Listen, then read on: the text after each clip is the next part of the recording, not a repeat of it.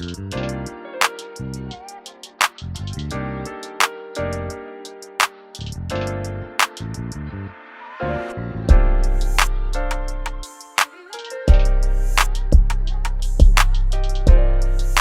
to another episode of Concentric Educational Solutions podcast, one door at a time, where we look at the intersection of education, politics, community, and business. Today, I have the distinct pleasure of welcoming newly elected City Council President Zeke Cohen here, fresh off the win during the primary. Very excited to have him. He has a very unique story about his why, his passion in doing this work. And just really looking forward to digging deeper into your why, your vision for Baltimore City, and just how you came here. So thank you so much. Appreciate you coming to the. Glad to be with you, man. Yeah, man. So read a little bit about your background, but your why. What drives you, or like what is what is your passion? I know that you come from parents who were really into public service and the work. Yeah, no, that's right. So my dad's a psychiatrist. My wife's actually a psychiatrist as well. She works at Heiber Hospital. So it's a lot of mental health in my family. I will say I'm like the opposite of Donald Trump. I am the most psychoanalyzed politician in America. I do a lot of thinking about my feelings, and you get it from every direction. Oh, yes. And my mother's a social worker, clinical social worker. She taught for about 36 years at Smith College in Northampton, where I grew up.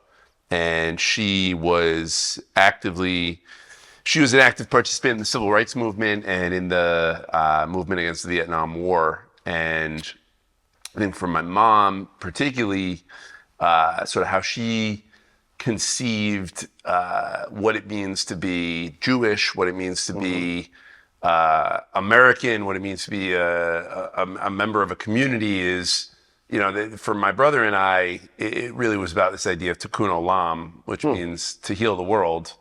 How that looks is, for us, it was really important that when we came to the dinner table, you'd read the newspaper and you knew what was going on. And you weren't just thinking about yourself as an individual and how can I make the most amount of money, or how can I, win this thing, but really about how do I make myself, my family, my community stronger. And that means participating. That means showing up as a citizen. That means being active and engaged. And so I think that was instilled in me at a really, really, really young age. And came to Baltimore for college. I went to Goucher just down the road in Towson. And I ended up out of college teaching through Teach for America. I didn't know that. Yeah. So I taught middle school social studies in Sandtown, Winchester.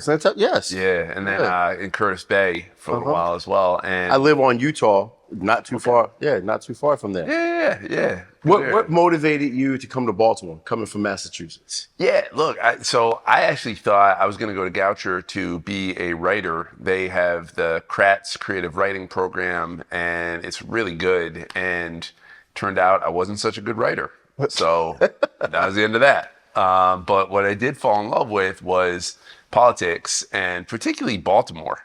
I ended up living in the city my junior and senior years. And while you were in undergrad? Yeah, while I was undergrad. Well, okay. And when I was student government president my senior year, a lot of sort of how I navigated the work of the student government was really trying to re-engage Goucher with the city of Baltimore, because Goucher originally was in the city in what they call the Old Goucher neighborhood, and then it moved out to Towson, where it currently sits. And so a lot of what I was trying to do is just figure out that relationship. And we had a whole speaker series of we brought the mayor, we brought the police commissioner.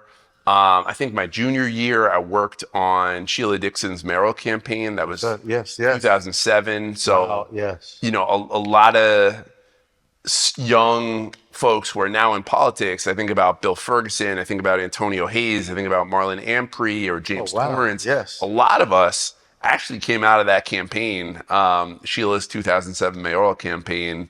But that was my first taste of politics, and I loved it. And I loved seeing the neighborhoods. I loved, just hearing people and hearing their stories. And then, like I said, I stuck around after college. I taught in West Baltimore. And I think for me, it was seeing the condition of our schools and feeling like the building I was teaching in looked more like a jail than a school. Yes. Bars on the windows, no heat, no, the air conditioning goes on and off. And I just remember thinking to myself as a teacher, if we're sending our children to places that look like prisons, what is our expectation that we're communicating to our kids? So how did the draw from, so you go through student government at Goucher, then what was the thinking to get into TFA to start teaching? Honestly, I just want to stay in Baltimore. Like it was funny because at the time, Teach for America. So for your viewers that don't know, it's a big national teacher recruitment organization. They send college graduates to places like New Orleans and Baltimore and New York and Los Angeles, and then to some rural communities as well. Just places that have traditionally been seen as hard to teach, where you have a lot of concentrated poverty and issues around race and class and all the rest. And it's a really interesting organization. And I got connected to them, I think my senior year when I was at Goucher, but my whole thing to them was, listen, I want to stay in Baltimore. Like, I'll do your program. I want to be, I think I can teach, but my thing is, I don't want to go to. They were sending a lot of people to DC, which you mentioned. You taught in a lot of people to DC and a lot of people in New Orleans at that time. This was right after post Katrina. Yeah, exactly. There was the whole recovery district, and I think they were really trying to flood the deck, if you will, with like all these young teachers. And for me, it was really important because I'd gotten to know Baltimore. I'd fallen in love with the city. I really felt a deep sense of connection and place. So my thing with them was like, I'll do the program, but I'm staying here. And they were cool with that. And so got to teach in Sandtown and in Curtis Bay. That's really, wow. That's very, very interesting. The two schools. Yeah. Because I was at Southwestern. Right? Yeah.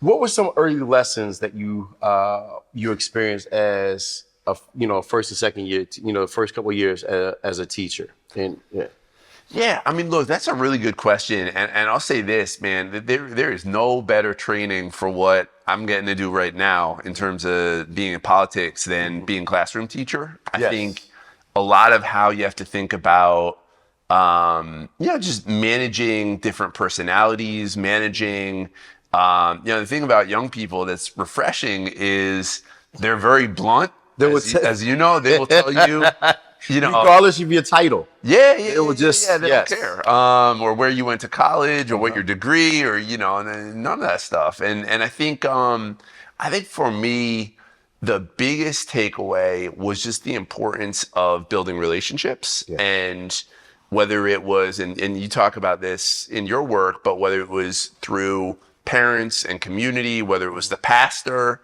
in Sandtown, whether it was the boxing coach I taught, Javante Davis, who Tank, who went on to be a champion boxer. But I just remember like having a relationship with his boxing coach because that was the person that could influence him when he was. Oh yeah, because it's right there. Yeah, exactly. It's right there, right there off Pennsylvania Avenue. And so I think to me, to answer your question, it's really about the greatest takeaway was like just investing the time into the relationships part of the piece, because I think you can be really effective at pedagogy, or you can write good lesson plans, or you can, put a lot of work into grading papers, and that's really important. But if you don't know and respect and understand the young people that you're teaching and the environment that they're coming from and the families and the history and the legacy. Like you think about Sandtown, right? That's a place where it used to be the Harlem of Baltimore. Yes, it is. Yes. Pennsylvania Avenue, the Royal Theater, the sort of jazz, black art mecca of our city. And I was a history teacher, and unfortunately, at the time I was teaching, so much of that history had been forgotten and wiped away. And, you go to Pennsylvania in 2008, 2009, while I'm teaching, and, it's... You're like, what the hell? Yeah. Yes. And it's, a lot of narcotics being distributed, a lot of, I remember it was liquor stores, sort of like all along the periphery of the school, but that rich history of Billy and Ella and Louie and those folks having come through there, we as a city have not done a good enough job of preserving that. And I think now there's starting to be the Black Arts and Entertainment District over there, and you're starting to see some of that come back. But I think for me, it was really important to both know the families, the young people, the children that I was teaching, but also to know some of what had existed in that place. Because I think it's really easy for kids growing up there to be like, this is just the ghetto and it's always been that way. And it's like, there was, like you say, it was such in-depth, rich history. That's right. In that area. That's right. It's, I'm glad that you alluded to it. I have a saying, I'm sure somewhere else, I picked it up from somewhere, that authenticity outweighs ethnicity. That, particularly with young people, that if you truly believe, they'll see it. If you truly value them, and that's to your point about the relationships, that it's really hard to move young people if they don't believe that you truly care about them. 1,000%. Like they will completely disconnect. And that's what I saw. Like, I'm originally from Delaware, and coming here after undergrad, there's a draw to Baltimore that if it's in your blood, once you feel it, then you can't get away. Like, you're drawn back to it. And it's just, it's powerful. But I had never seen anything like Baltimore. I literally had never seen. I remember I first got down here. I started working at Forest Park, and I went to Madame Mall. It was the first mall that I had ever seen a liquor store in. And it was bookended each one, right? And just learning. But the kids taught me so much in those my early part of my career. So now you're going through.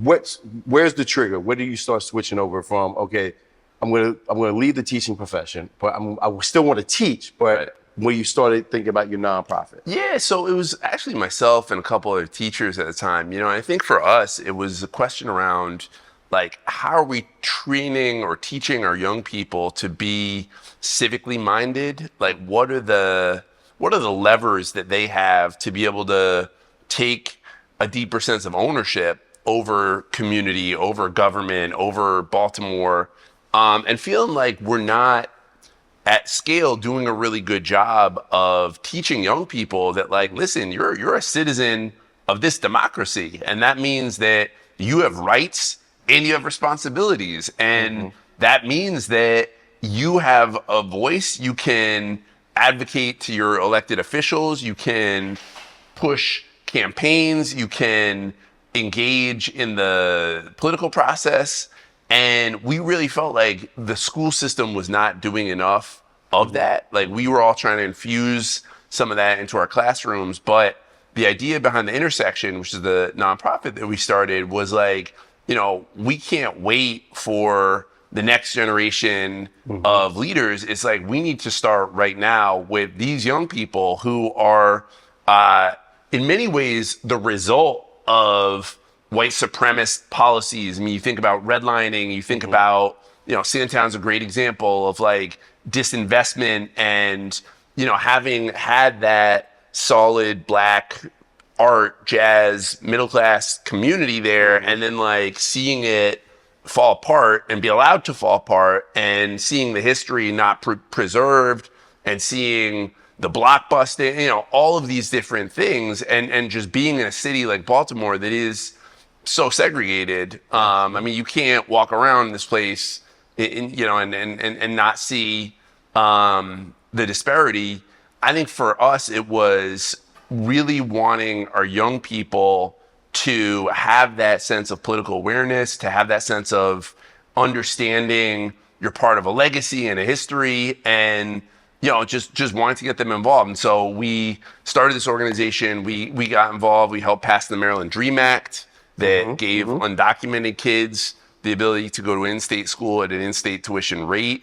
We were involved in passing the Maryland Firearms Safety Act, which banned assault weapons from the state of Maryland.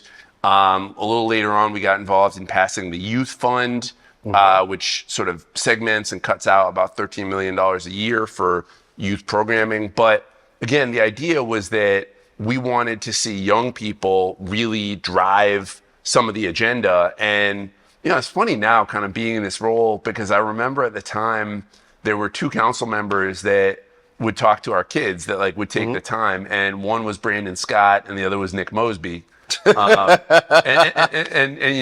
so that's something that I will forever appreciate about both Brandon and Nick is that I'll never forget, being a new nonprofit executive director and wanting our kids to feel like City Hall is their building and they have access. And really the only folks that would talk to them were Nick and Brandon. And it was just it's a full circle kind of thing. So when did it seemed like you always kind of had the inkling or the itch to go into public office, but when did it really turn? You say, okay, this is what I'm going to do. Yes. Look, I think, 2014, 2015 is when you see Freddie Gray, dies in police custody. I think one of the results of that. I believe we're a decade almost.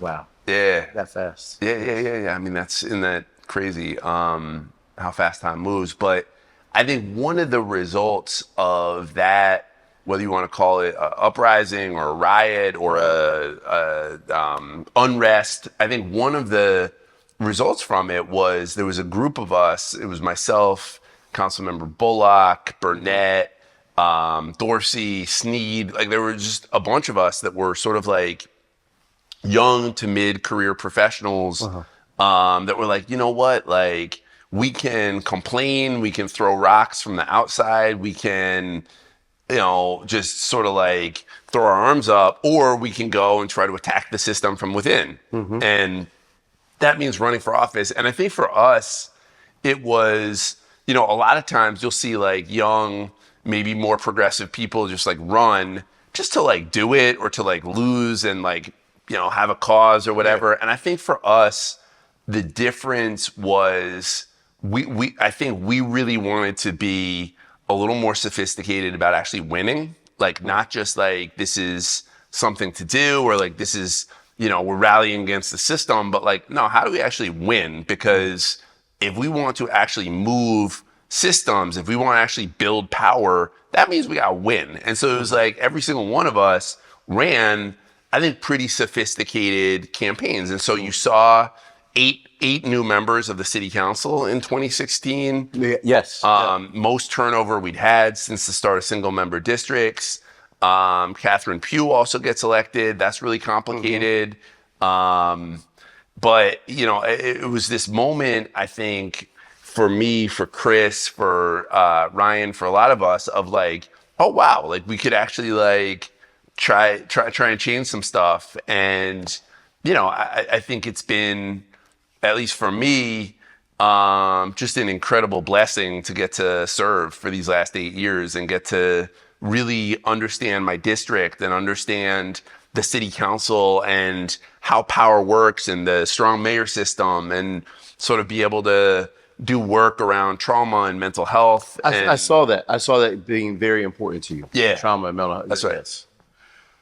What are some of the early lessons during the 8 years, right? That some things that you thought going in, but then you actually like, no, like this is a little bit different than what I thought. So I'll give you my first one, which was the $15 minimum wage. That was a bill that I think a lot of us had campaigned on supporting, right? I mean, it was at the time, I think there was some national momentum around, raising the minimum wage $15. And I'll never forget, my first couple of weeks on the job, we passed the bill. It was not my bill. It was, I think, Mary Pat Clark had sponsored it, but I co-sponsored and a bunch of us co-sponsored, and we had 12 votes, which in Baltimore was at the time a veto-proof majority. Yeah. And so we were like, oh, this is great. Like we're winning. Like we passed our first, really progressive bill. And I'll never forget at the time, because Mayor Catherine Pugh had also campaigned on supporting $15 minimum wage. And I remember we sent the bill to her desk, and there was like this prolonged period where no one heard anything. And everyone was just like, wait, like what's going on? And ultimately she vetoed it. And I remember the reporter, I think it was like Jessel from the Real News, one of the reporters asked her like, hey, Madam Mayor, like, there's this survey you did while you were campaigning with SEIU, and it said, not only will I support a $15 minimum wage, I'll champion it when I become mayor, and yet you just vetoed the bill. And I'll never forget her response, which was, well, when I signed that, I didn't swear on a Bible. And I just remember thinking like, man, that's like a really cynical take, and just like, like, and what was crazy was that then, I don't know whether it was Catherine or who, but one of the votes, we had 12 votes, and one of the votes, which was Ed Reisinger, flipped and sustained her veto. So we ended up failing on that, on our attempt to override the veto. And I just remember feeling this like profound sense of failure, at like, man, like we thought we were like, the new sheriffs in town, and like we had this energy, and I think people were like excited about like the new young city council, and then like right out the gate, lost our first major legislative fight, and just sort of like learning that you got to learn how to govern, how to do the work. It's not easy. There's a lot of forces. There's a lot of, I would say, inertia in place that like prevents change from happening really fast. And that's part of, being in democracy, as part of government. But I think for me, it was like, man, like I'm not as good at this as I thought I was. Cause I think like one of the things when you get elected, like, people are like, oh, you're in this bubble. And I'm in a little bit of it now with the job that I just got. But like, people are like, oh, you're great. You're going to change the world. And then you get in there and it's very challenging. And, so failing was my first, my first lesson. But I think like learning from that and learning like, all right, like how do we reorganize ourselves? How do we communicate a little bit more? How do we figure out like, were there some allies in the business community that we could have brought in to make this a little easier for the mayor or for Ed or for whoever? And we didn't really do that because we were all just like, we're going to jam this through. So you go successfully. I think you've done the record speaks for it. What you've done for your district, for District 1, over 8 years. What starts to make you think, okay, let me go citywide? Yeah, look, I mean, Baltimore is one. I'm raising kids here, right? So like, I got two kids. They're going to public school. I need Baltimore City schools to win in a big way because my daughter's there and my son, he's only 3, but next year he's gonna be in Hampstead Hill Academy. So like for me, it is very, very personal. And like I said, my wife's a psychiatrist. She works at MedStar Harbor Hospital down in Cherry Hill. And I just think that this is a unique moment for the city of Baltimore where we have more alignment with Annapolis, with Washington than I've ever seen it. I mean, you are not going to have another time where you got Joe Biden, a Wes Moore, a Brooke Learman, a Bill Ferguson, like all these like Baltimore folks. I mean, that bridge went down. The president calls Governor Moore, is what the governor told me, and says like, hey man, I got you. I'm gonna rebuild your bridge. Like that is, to me, unheard of. Having someone like Biden who is so committed to infrastructure, who so wants to rebuild, Rust Belt cities like Baltimore, and like, you mentioned being from Delaware. Yeah. I still have my letter from him. Joe Biden. Look, obviously that's they're struggling right now, but this alignment with Wes. I mean, having a governor who like wears on his sleeve, like, listen, I'm a Baltimore guy. Like I haven't seen that. I didn't see that under Hogan. It was almost like Baltimore was in Delaware under Governor Larry Hogan. Like, I felt like he was not a champion for the city. I think that he understood and knew that for him politically, it was always a good bet to kick us and say, like, your schools suck, your crime's out of control. But, like, I need a governor who, instead of just like talking about how terrible we are, is like, all right, let's fix these problems. And that's what I've seen with Governor Moore, is like somebody who's like, all right, we need $50 million a year to rebuild these vacants. I was with Jake Day, who's his housing secretary, and just this like fierce sense of urgency around, we got to get this right now. Absolutely. Kind of thing, like that administration emotes. And then like getting to work with, Brandon and I served together. Mayor Scott, I was District 1, he was District 2. I chaired the education committee. He chaired the public safety committee. And, so getting to work with Brandon at this level, getting to see, what he's able to do, and that partnership and that friendship. I just felt like, for me, it's go time. Like, there is no time to waste for this city. I cannot sit around and watch us continue to struggle with quality of life, with basic city services, with, I can't get a permit out. I can't get, the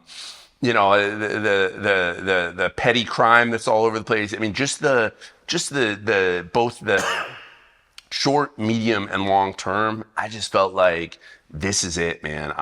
We are, I do not see myself a career politician. Like, I really like this local government piece, at least right now. That's all I want to do, is like actually just dig in on Baltimore.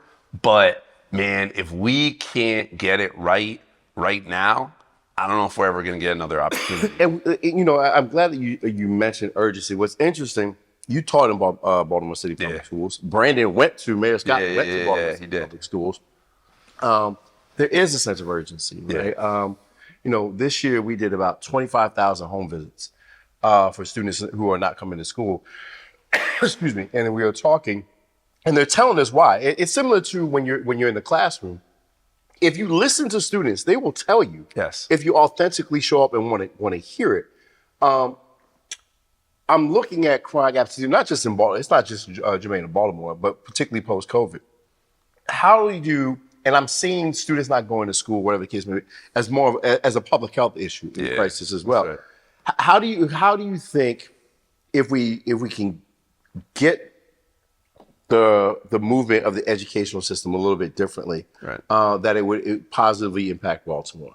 Yeah, I mean, look, I think a few things. One, something I said in the campaign, and I fundamentally believe, is that there is much more of a role for the Baltimore City Council to play in both supporting and holding our schools accountable to deliver better results. I think Baltimore is somewhat unique in that we have this city-state partnership where, to me, the accountability is kind of like not there. Like, the mayor mostly appoints the school board, and there's a couple elected school board members, but it's sort of like nobody seems to really own the school system in a way that I think other cities, when you and I were coming up in the education space, like, you saw mayors in particular, like, really kind of wrap their arms around their schools. And I think it's interesting because, to your point, Brandon, Mayor Scott, grew up in Baltimore, went to, he talks a lot about Mervo, went to city schools, saw the good, the bad, the ugly. And I think more than any other mayor I've been around has like a real genuine connection with kids. Yes. Like, I'll never forget, we did Patterson's graduation together a couple of years ago. I think it was like 2 years ago. I think he was city council president at the time, and I was a councilman. And I remember, like, we both spoke, and, Brandon, he's a good public speaker. He's not a great public speaker. That's not really like, that's not his, the thing that he's, I think, most passionate about.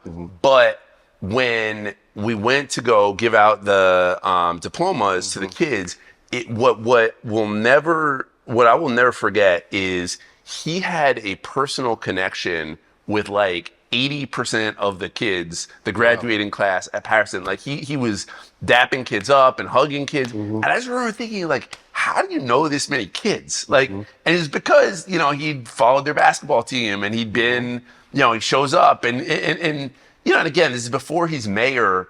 But I just remember thinking, like, man, like this guy, more so than almost any other politician I've ever met, like, really likes these kids and, like, really knows them. And I think, to your point, that personal piece of, like, I gotta trust that you got my back and that you're serious before I'm able to do whatever it is you want me to do.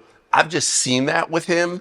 And so I think the opportunity for Brandon, for Zeke, for the council, for the mayor is, like, look, some of the outcomes that we're seeing are just simply unacceptable. And we got to do better when it comes to chronic absenteeism, when it comes to our fourth grade literacy scores, when it comes to graduation. And I think we have seen, I want to give Dr. Santalise some credit. I think there has been growth and, some improvement. But I think coming out of the pandemic, you mentioned public health crisis, and I would even say, like, the mental health crisis that we're seeing with, number one, like, these things, right? Like, yes, the amount of social media beefs, the conflicts that start with somebody said something on Instagram or on TikTok or wherever, and then all of a sudden, because it's Baltimore, it's America, we all have guns,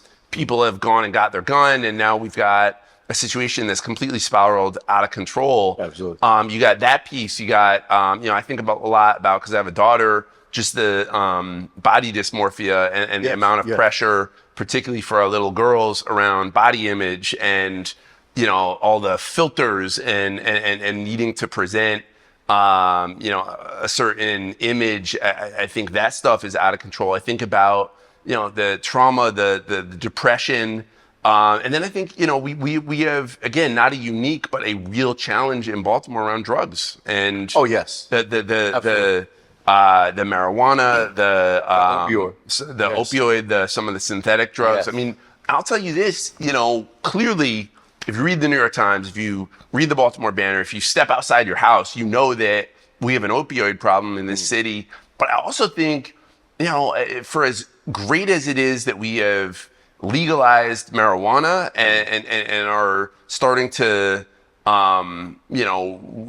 rethink and repair some of the harm done by the war on drugs, I don't think it's all good. Because I think a lot of young people in particular become addicted to marijuana and are having mental health issues related to that drug as well. It's something that my wife tells me, that a lot of her patients, it's not just hooked on fentanyl or heroin, it's weed, and very high potent. And it's normalized. Exactly, that's right. It has That's become right. absolutely. What resonated with me, of a lot of things, is just we have got to be urgent. We don't have time to wait. That's it. Finish up. Where do you see for the next 4 years? What do you see for the next 4 years for us? Yeah, so look, I think for me, it's, and I think urgency is the right frame and it's the right word. It's really about, like, listen, Baltimore has this unique opportunity. We have amazing alignment. We have some of the best small businesses, restaurants. Like, we hit way above our weight class on cultural amenities, right? We're downtown right now. We're near the Inner Harbor. I mean, what other city has a whole Inner Harbor and a promenade and the stuff that, Mr. Bramble and other folks want to do to improve that space? I think about, we got some of the best hospitals in the world. We got some of the best universities in the world. We're in Eds and Meds town. We got biotech. We've got cybersecurity. We've got proximity to DC and Philly and New York and all these places. Like, there is no reason for Baltimore to not win these next 4 years. And I mean on educational outcomes, the kind of work that you do. I mean, on lowering, I think we're seeing a pretty remarkable reduction in violent crime. I want to see that extended to car theft and to some of these quality of life crimes that, really can drive people out of the city. I want to see a sense of urgency on how we think about our workforce in this city, right? We have got to get ahead of artificial intelligence. I mean, the robots are here, right? Like, you know this because you work with children. We cannot continue to graduate children into an economy that is not going to exist in 5, 3, 10 years, right?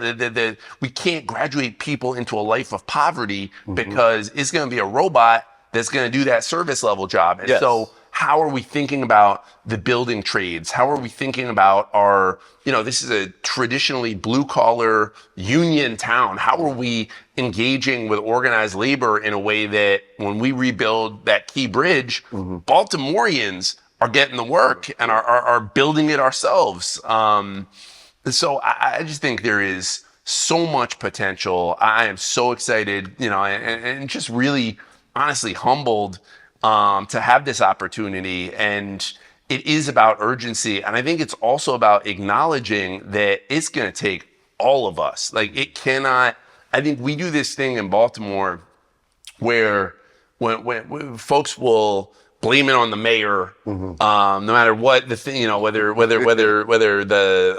brick fell out the promenade, or a cop did something we don't like, or a school didn't have air conditioning. Like, I think because we have a strong mayor system, because it's kind of how the media works, like, it is really easy to blame all of our problems on Brandon Scott or whoever happens to be the mayor. And I think for me, coming into this role as council president, and really just for all of us, it's like, no, what can I do? Like, this is not about me saying to Brandon, like, you go solve all of our problems and I'm just going to hold you accountable. It's about, how do we partner? How do we work together? How do we, as a city, as every single one of us, whether you're an educator or in the nonprofit space or in the media space or in the whatever, like, how do we all put our ego to the side for a minute and say, like, this is the moment, man. I'm just so convicted around this idea that we are not going to get this kind of opportunity again in my lifetime. And so for my kids, for Maya and Elias, like, we got to do the work. City Council President Zeke Cohen, I want to thank you for taking time out of your busy schedule and just having the conversation, really taking away a lot of salient points and giving clear crystallization about what we need to do as citizens of this great city. I just want to thank you for stopping by. Thank you, man. This is great. So much. Absolutely. Thanks for the great conversation. Absolutely. I want to thank you for another episode of One Door at a Time. As always, you can catch us at concentric.world. Look forward to seeing you next time. Have a great day.